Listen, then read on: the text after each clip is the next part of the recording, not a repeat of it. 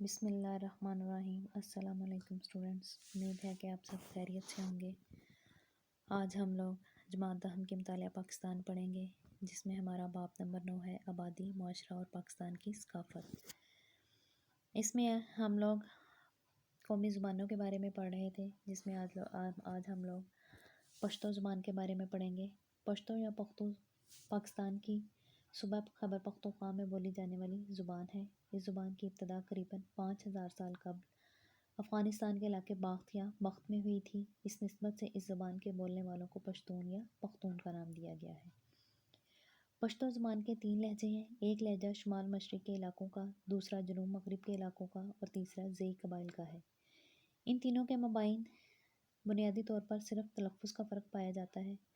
پشتو زبان میں نظم کا پہلا شاعر جو ہے وہ امیر کروڑ کو سمجھا جاتا ہے۔ محمود غزنوی کے دور میں سیف اللہ نامی ایک شخص نے باقاعدہ طور پر پشتو کے حروف تہجی تیار کیے، جو آج تک رائج ہے۔ پشتو شاعری میں جو موضوعات نمایاں طور پر پائے جاتے ہیں، ان میں حریت، غیرت، جنگ وغیرہ خاص طور پر قابل ذکر ہے۔ پشتو ادب کے دوسرے بڑے شاعر رحمان بابا ہیں۔ یہ فقیر صفت شاعر ہمیشہ عشق و تصوف کی کیفیات میں مگن رہتے تھے اور یہی ان کی شاعری کے موضوع بھی تھے۔ رحمان بابا کو پشتون معاشرے میں ایک اعلیٰ مقام حاصل ہے۔ خوشحال خان خٹک اور رحمان بابا کا انداز پشتو ادب میں سنگ میل کی حیثیت رکھتا ہے اور اس کی چھاپ بعد میں آنے والے شعراء پر بھی پائی جاتی ہے۔ پشتو ادب میں لوک گیت بے مثال سرمایہ ہے۔ پشتو نثری ادب نے 20ویں صدی میں ترقی کرنا شروع کی۔ قیام پاکستان کے بعد جدید تعلیم کے زیر اثر نئے نظریات اور خیالات کے حامل اہل قلم نے پشتو لغات، گرامر نویسی، سوانح نگاری، افسانہ نویسی، ناول اور ڈرامے لکھنے میں نمایاں کام کیا۔ چوتھے نمبر پر زبان آتی ہے بلوچی۔ پاکستان کے صوبہ بلوچستان میں بلوچی زبان بولی جاتی ہے، جس کا تعلق آریائی زبانوں سے ہے۔ بلوچی زبان کی قدامت اور اس کے خاندان کے بارے میں کتنے ہی نظریات کیوں نہ ہوں، لیکن یہ حقیقت ہے کہ بلوچی ادب کی ترقی کا زمانہ قیام پاکستان کے بعد کا ہے۔ بلوچی رسم الخط پہلے ہی ایجاد ہو چکا تھا، مگر قدیم بلوچی ادب تحریری صورت میں بہت دیر بعد آیا۔ مجموعی طور پر بلوچی شاعری کو بھی 3 حصوں میں تقسیم کیا گیا ہے۔ اس میں پہلا حصہ جو ہے وہ رزمیہ شاعری کا ہے۔ اس کے موضوعات میں ہمت، جاہ و جلال، غیرت اور بہادری شامل ہے۔ دوسرا حصہ عشقیہ شاعری کا ہے۔ اس میں حسن و عشق، شباب اور دوسرے موضوعات بھی پائے جاتے ہیں۔ تیسرا حصہ لوک داستانوں پر محیط ہے۔ 1840 سے بلوچی زبان کی قدیم شاعری کو روشناس کرانے کا کام شروع ہوتا ہے۔ قیام پاکستان کے بعد اردو حروف تہجی کو گھٹا بڑھا کر بلوچی کے لیے ایک معیاری رسم الخط ایجاد کیا گیا۔ 1960 میں پہلا بلوچی مجلہ شائع ہونے سے بلوچی زبان میں صحافت اور ادب کو ایک نیا رخ ملتا ہے۔ بلوچستان یونیورسٹی نے بلوچی زبان میں پی ایچ ڈی کی ڈگری کا اجرا کیا ہے۔ اگلی زبان ہمارے پاس ہے کشمیری۔ جدید تحقیق کے مطابق کشمیری زبان وادی سندھ کی زبان سے منسلک ہے۔ اس کے کئی مشہور لہجے ہیں، جن میں مسلمان کی، ہند کی، گندورو اور گامی زیادہ مشہور ہیں۔ معیاری اور ادبی لہجہ گندورو کو سمجھا جاتا ہے۔ کشمیری ادب کو 5 مختلف ادوار میں تقسیم کیا جاتا ہے۔ پہلے دور میں لوک گیتوں کو فروغ ملا۔ دوسرے دور میں الہیات کے موضوعات پر لکھا جاتا رہا۔ تیسرے دور میں عشقیہ داستانوں کو منظوم کرنے کی روایت پڑی۔ ہبہ خاتون اس عہد کی اہم شاعرہ گزری ہیں۔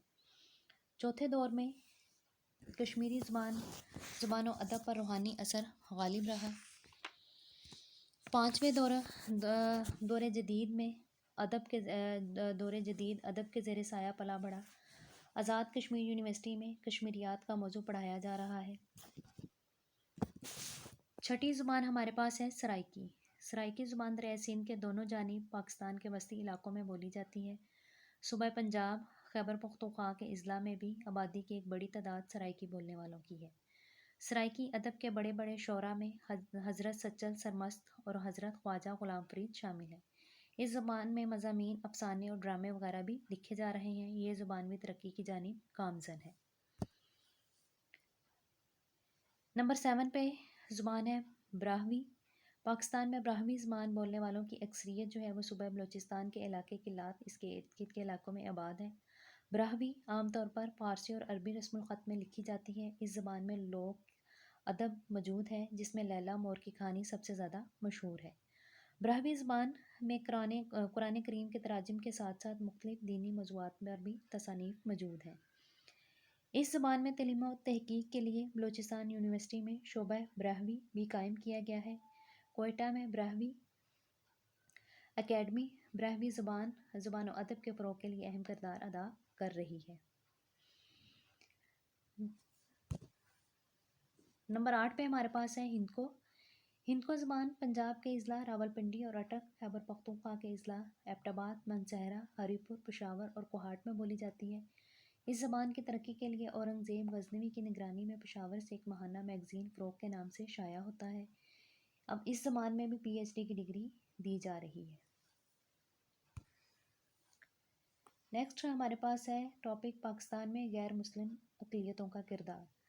پاکستان کے 1973 کے آئین میں اقلیتوں کے حقوق کا مکمل تحفظ کیا گیا ہے۔ آئین کے تحت ان کو تمام حقوق حاصل ہیں۔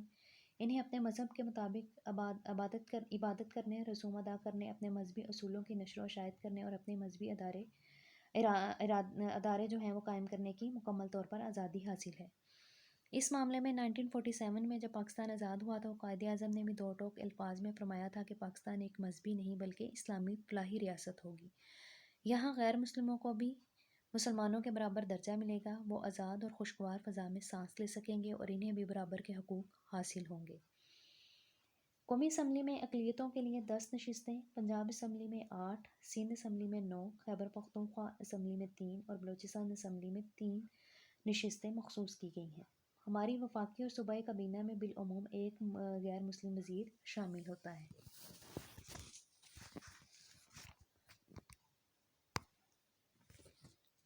سرکاری ملازمتوں میں بھی ان کا حصہ رکھا گیا ہے اور وہ مسلمانوں کے مساوی ہے۔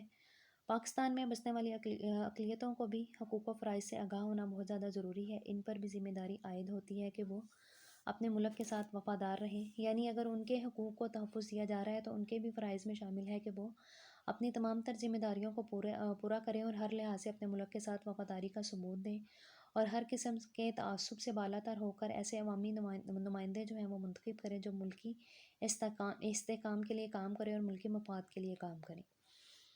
یہی تھا آج کا ہمارا ٹاپک۔ اس کو آپ لوگوں نے اچھے طریقے سے یاد کرنا ہے۔ اپنا خیال رکھیے گا۔ اوکے، اللہ حافظ۔